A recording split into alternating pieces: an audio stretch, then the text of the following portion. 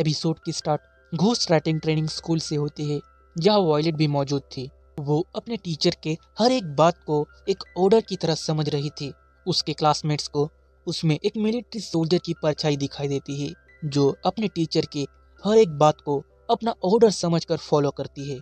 सबसे पहले वॉयलेट और बाकी सबके टाइपिंग स्किल्स को चेक किया जाता है, जहां वॉयलेट 200 लेटर्स पर मिनट के स्पीड से आराम से टाइपिंग कर पा रही थी। लंच ब्रेक के दौरान वॉयलेट की दोस्ती लुकोलिया नाम की एक लड़की से होती है, जो उसी की क्लासमेट थी। वॉयलेट अपने साथ लंच नहीं लाई थी, क्योंकि उसे दिन में कम खाना खाकर काम करने की ट्रेनिंग दी गई थी। इसलिए अब लुकोलिया अपना लंच वॉयलेट के साथ शेयर करती है। अब सभी स्टूडेंट्स के ग्रामर और वोकेबलरी की ट्रेनिंग शुरू की जाती है, जहां सभी टेस्ट में वॉयलेट के फुल मार्क्स आते हैं। वो अपने प्रोग्रेस के बारे में सभी को इन्फॉर्म करती है। सब उसके अचीवमेंट्स को देखकर खुश हो जाते हैं। अब स्कूल में सभी को एक दूसरे को लेटर्स लिखने के लिए कहा जाता है, जहां वॉयलेट लुकोलिया के लिए लेटर लिखती है और लुकोलिया वॉयलेट के लिए, जहां लुकोलिया वॉयलेट की तरफ से हॉगिंस के लिए लेटर लिखती है और वॉयलेट लुकोलिया के पेरेंट्स के लिए। जहां वॉयलेट के लेटर में इमोशंस नहीं होते, उसका लेटर एक रिपोर्ट की तरह होता है, जो एक सोल्जर अपने हायर ऑफिसर को देता है। वॉयलेट सभी चीजों में आगे थी, लेकिन इमोशंस और फीलिंग्स को वो नहीं समझ पाती। अब लुकुलिया वॉयलेट के मूड को चेंज करने के लिए सिटी में मौजूद बेल टावर पर उसे ले जाती है। वहाँ का नज़ारा देखकर उसे मेजर की याद आती है। शाम को वॉयलेट लुकुलिया को उसके घर छोड़ने जाती है, जहाँ लुकुलिया और उसके भाई के बीच में रिलेशंस कुछ ठीक नहीं थे। कुछ दिनों बाद सभी स्टूडेंट्स ग्रेजुएट होते हैं, लेकिन वॉयलेट नहीं। लुकुलिया ने क्लास में टॉप किया था, पर वॉयलेट अभी तक फीलिंग्स और इमोशंस को नहीं समझ पा रही थी। अगले दिन लुकुलिया स्कूल में वॉयलेट से मिलने आती है और उसे मेजर के बारे में पूछती है। वो हमेशा वॉयलेट के मुंह से मेजर गिलबर्ट के बारे में सुनती थी। उसे लग रहा था कि शायद मेजर जरूर वॉयलेट के लिए एक स्पेशल पर्सन होगा, इसलिए वो वॉयलेट को एक ऐसा लेटर लिखने के लिए कहती है जिसमें वो अपने इमोशंस को फ्रीली लिख सके। लेकिन वॉयलेट अभी तक अपने खुद के इमोशंस को नहीं समझ पाई थी। उसे मेजर के द्वारा कहे हुए उन वर्ड्स का भी मतलब पता नहीं था। अब लुकुलिया वॉयलेट को एक घोस्ट राइटर बनने की वजह पूछती है, जहां वॉयलेट उसे बता देती है कि वो आई लव यू का मतलब जानना चाहती है।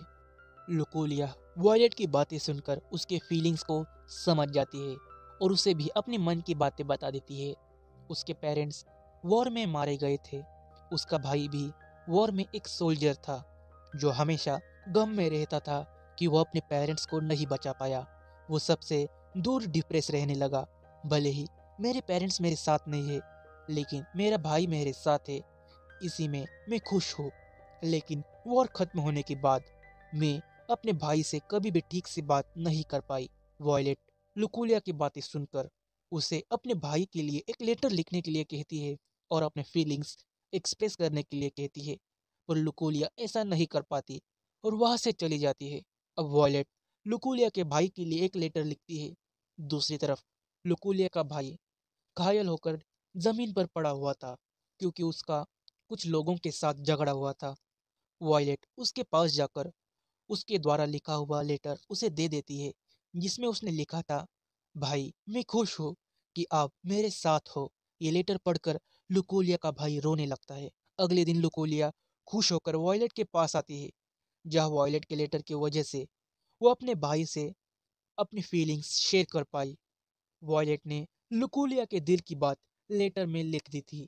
उसने ह्यूमन इमोशंस और फीलिंग्स को पहली बार समझ लिया था, इसलिए उसकी टीचर उसे पास कर देती है और वॉयलेट ऑफिशियली एक घोस्ट राइटर बन जाती है। पहली बार उसने ह्यूमन इमोशंस को समझकर एक लेटर में लिखा था, जिस लेटर ने लुकुलिया की जिंदगी बदल दी। एपिसोड 4 के स्टार्ट में आयरिस को स्पेशली घोस्ट राइटिंग की रिक्वेस्ट आई थी, वो भी उसके होम टाउन क्लॉसी से। ये बात सुनकर आयरिस बहुत ही खुश होती है, क्योंकि वो अपने विलेज में एक लौती घोस्ट राइटर थी। इस मोमेंट को सेलिब्रेट करने के लिए वो सभी के साथ लंच करने जाती है, जहां एक्साइटमेंट में आयरिस सीढ़ियों से नीचे गिर जाती है और उसका हाथ फ्रैक्चर हो जाता है। इसलिए आयरिस के साथ वॉयलेट भी उसके होम टाउन जाती है, ताकि वो उसके लिए लेटर्स टाइप कर सके।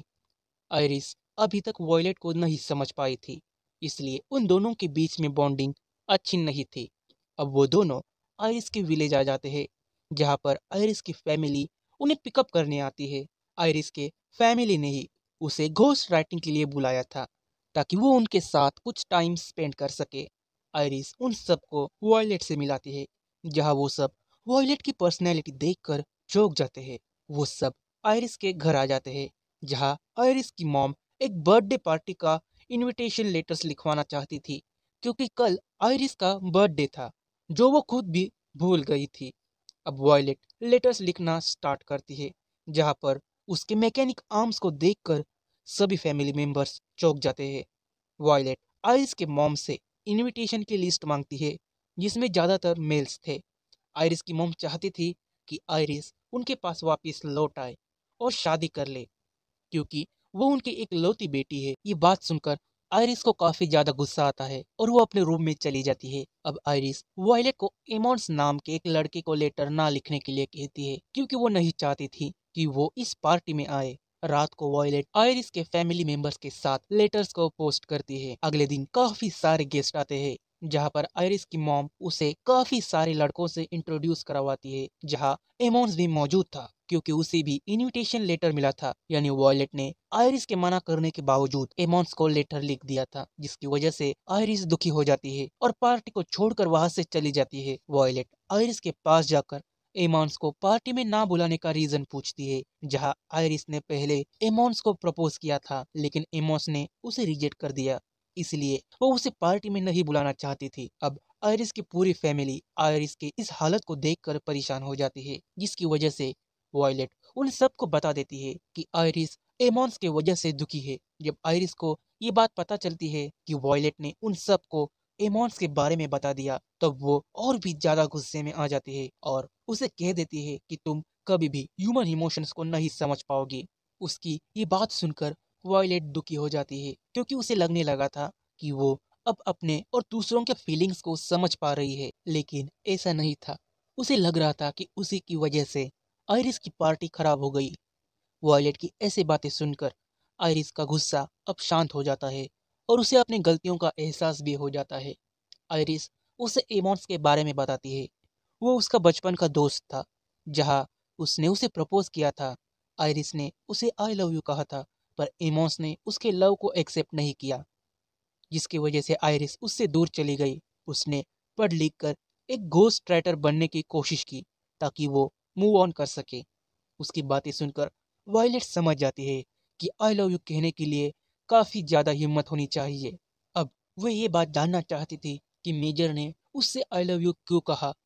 वॉयलेट की बातें सुनकर आयरिस चौंक जाती है, क्योंकि मेजर वॉयलेट से प्यार करता है। ये बात वॉयलेट को पता भी नहीं है। इसे जानने के लिए वो इतनी मेहनत कर रही है। आयरिस का वॉयलेट को देखने का नजरिया ही बदल जाता है। अब आयरिस वॉयलेट से उन सभी लोगों को जिन्होंने पार्टी अटेंड किया था, उन्हें एक अपोलॉजी लेटर लिखने के लिए कहती है, और अपने पेरेंट्स को एक स्पेशल लेटर लिखने के लिए कहती है, जहाँ पर वो अपने दिल की सभी फीलिंग्स उनके साथ शेयर करती है और उनसे कुछ और ज़्यादा समय मांगती है, ताकि वो एक बेहतर घोस्ट राइटर बन सके। अगले दिन वो दोनों सबको अलविदा कहकर वापस सिटी में लौट जाते हैं, जहाँ आयरिस के पेरेंट्स उसे कुछ फ्लावर्स गिफ्ट के तौर पर देते हैं और उसे अलविदा कहते हैं। वॉयलेट आयरिस से पूछती है, क्या मैंने तुम्हारे इमोशंस को ठीक से समझ लिया? क्या मैंने तुम्हारे लिए वैसा ही लेटर लिखा जैसा तुम चाहती थी? आयरिस जवाब हाँ में देती है। वॉयलेट ने काफी अच्छा लेटर लिखा था। आयरिस वॉयलेट को बताती है कि मेरे पेरेंट्स ने मेरा नाम इन्हीं फ्लावर्स के ऊपर रखा। इन फ्लावर्स का नाम आयरिस है। उसकी ये बात सुनकर वॉयलेट को मेजर गिलबर्ट की याद आती है, क्योंकि उन्होंने ही एक फ्लावर को देखकर उसका नाम वॉयलेट रखा था।